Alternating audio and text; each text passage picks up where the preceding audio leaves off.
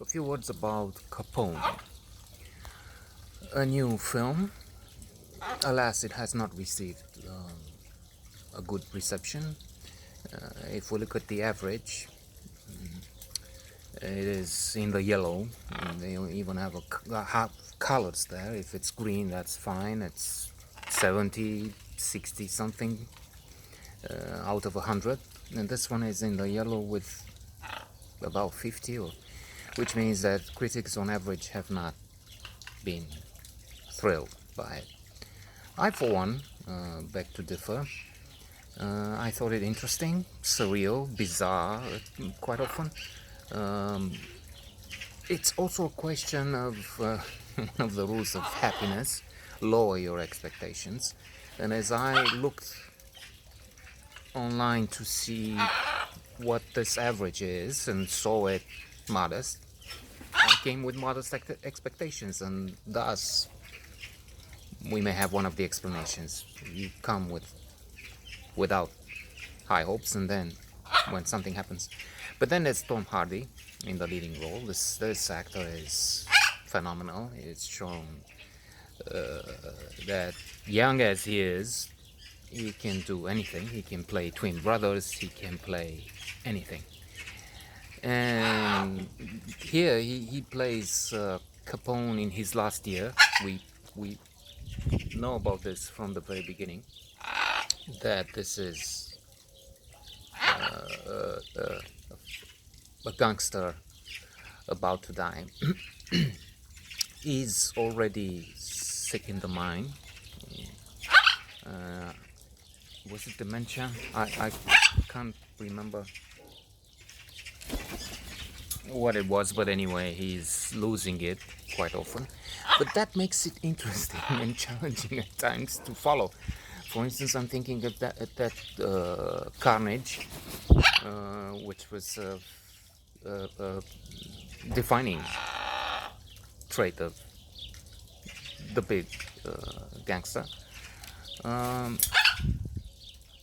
wherein he comes with a golden machine gun and shoots all he can find in his range. And that's a lot of people, because he's retired there with some of his goons, with his wife May, and there's Matt Dion, who also has a not the part in There's Something About Mary, but yet another extraordinary talent, and very good acting all around, of course. The FBI is listening with the methods of the time, with static on the line, to see if they can find 10 million they think they may get if he speaks with someone.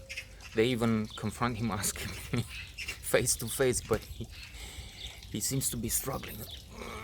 Maybe he will say the truth, but he's only shitting his pants, and he does that a few times. That's disgusting. But then again, it depends on how you look at it. It's nothing either good or bad, but thinking makes it so. Hamlet, Shakespeare. So you kind of think you have the full range. You have the bathroom humor, or you're disgusted. And see this as pointless.